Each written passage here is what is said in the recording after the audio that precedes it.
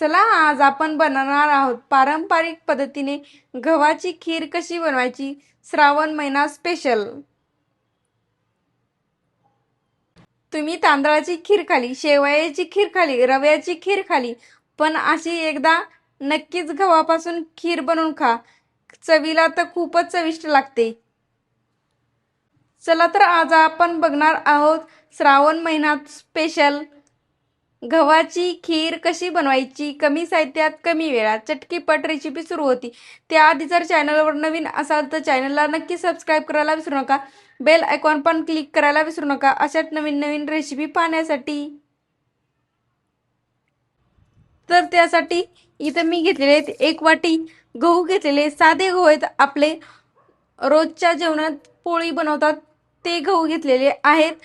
याला चांगलं निवडून निसून करून यामधले खडे काढून घेतलेले आहेत। यामध्ये पाणी टाकून देते आणि गहू स्वच्छ धुवून घेते। तुम्ही जर चॅनलवर नवीन असाल तर चॅनलला नक्की सबस्क्राईब करायला विसरू नका, बेल आयकॉन पण क्लिक करायला विसरू नका अशाच नवीन नवीन रेसिपी पाहण्यासाठी। आता गहू स्वच्छ धुवून घेतलेले आहेत, यामधलं पाणी काढून घेते। यामधलं पाणी काढून घेतलेलं आहे, परत यामध्ये पाणी टाकून देते। 1 वाटी गहू आहेत, यामध्ये 1.5 वाटी पाणी टाकून देते। परत याला असं हलवून घेते आणि नंतर किमान 1 तास तरी भिजत ठेवून द्यायचे वेळ असेल तर। जर लईच भरपूर वेळ असेल तर तुम्ही रात्रभर पण भिजत घालू शकता। आता माझ्याकडे वेळ नाही तर मी यांना 1 तासासाठी भिजत ठेवून देते साईडला। आता गव्हाला झालेले आहेत आपले 1 तास भिजवून। आता यामधलं मी सर्व पाणी काढून घेते। यामधलं मी सर्व पाणी काढून घेतलेलं आहे। आता याला मिक्सरच्या भांड्यामध्ये काढून घेते, कारण थोडीशी भरड काढून नकळत भरड काढून घ्यायची। भरड काढल्यामुळे आपल्याला शिजायला लवकर शिजतील गहू। आता झाकण लावून घेते भरड काढून।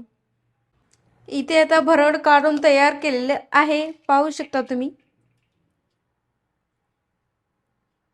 भरड काढून घेतल्याच्या नंतर कुकर घ्यायचा आणि कुकरमध्ये ही भरड टाकून द्यायची। भरड काढून घेतल्यानंतर यामध्ये टाकून देते अर्धा तांबा पाणी। अर्धा तांबा पाणी टाकून दिलेला आहे यामध्ये। आता याला असंच कुकर गॅसवर ठेवून दे। गॅस लावून गॅसवर कुकर ठेवून दिलेला आहे। आता आपला जो गव्हाचा असा कोंडा राहतो ना, ते पाण्यावर तरंगतो, नंतर मग काढून घ्यायचा तो, नंतर मग झाकण लावून घ्यायचं। मी आता पाण्यात भिजवल्यानंतर लगेच भरड काढून घेतली, तुम्ही शिजवल्यानंतर पण काढून घेऊ शकता। इथे आता वर यायला कोंडा सुरुवात झालेली आहे। नंतर तुम्ही चाळणीच्या साहाय्याने काढून घेऊ शकता। हे चहा गाळणीच्या असा कोंडा काढून घ्यायचा आहे।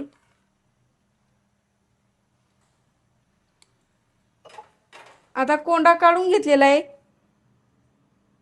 आता झाकण लावून घेते आणि याच्या 4 शिट्ट्या काढून घ्यायच्या कुकरच्या। इथं कुकरच्या शिट्ट्या झालेल्या आहेत 4। आता कुकरचं झाकण काढून बघू। इथे पाहू शकता असं आपले शिजलेले आहेत आतमधले गहू। आता पुढची स्टेप बघू काय बनवायची तर। नंतर आता लगेच घेते गॅसवर कढई ठेवून आणि कढई गरम झाली की त्यामध्ये टाकून देते 1 चम्मच तूप।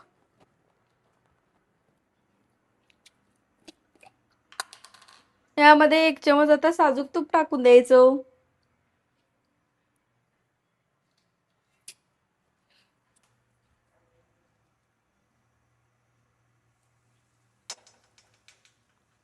साजूक तूप यामध्ये टाकून दिलेलं आहे। तूप वितळू द्यायचं।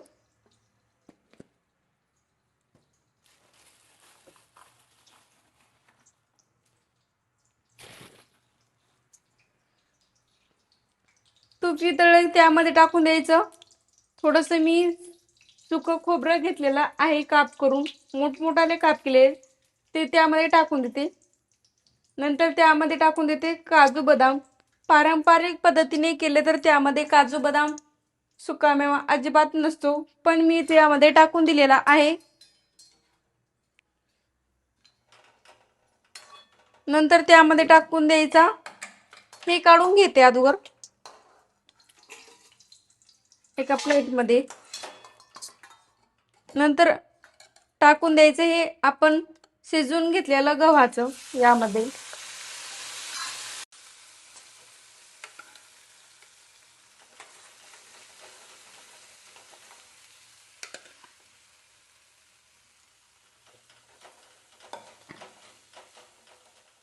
यामध्ये टाकून दिलेला आहे, थोडंसं हलवून घेते. नंतर त्यामध्ये टाकून देते 1 वाटी गहू घेतले होते, त्यानुसार 1 वाटी मी गूळ यामध्ये टाकून देते आणि गूळ वितळेपर्यंत हलवत राहायचं. थोडा काप करून आधीच मी गूळ घेतला होता.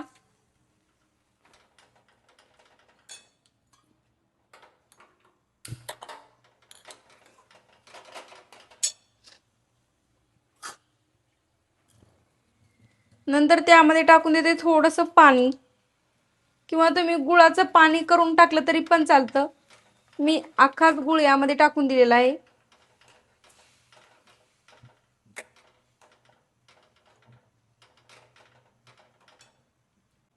आता याला सारखं हलवत राहायचं.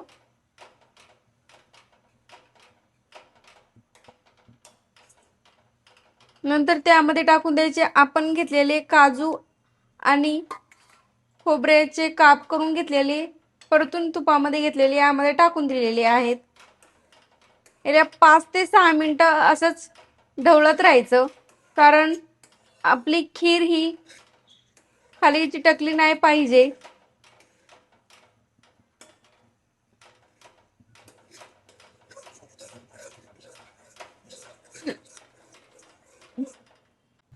पाच 6 मिनिटं झालेले आहेत शिजून, पाहू शकता रंग काय सुरेख आलाय. नंतर त्यामध्ये टाकून देते 1 वेलायची पण. आता आपली खीर अशी तयार झालेली आहे.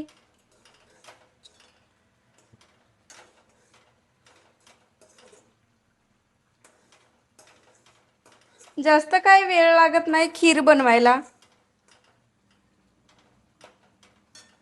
आता करून घेते गॅस बंद. आता जरी खीर तुम्हाला लईच अशी पातळ दिसत असेल तर थंड झाल्यानंतर घट्टसर दाटसरपणा येतो ह्या गव्हाच्या खीरीला लगेच. इथे अशी तयार झालेली आहे आपली अशी रसरशीत गव्हापासून खीर.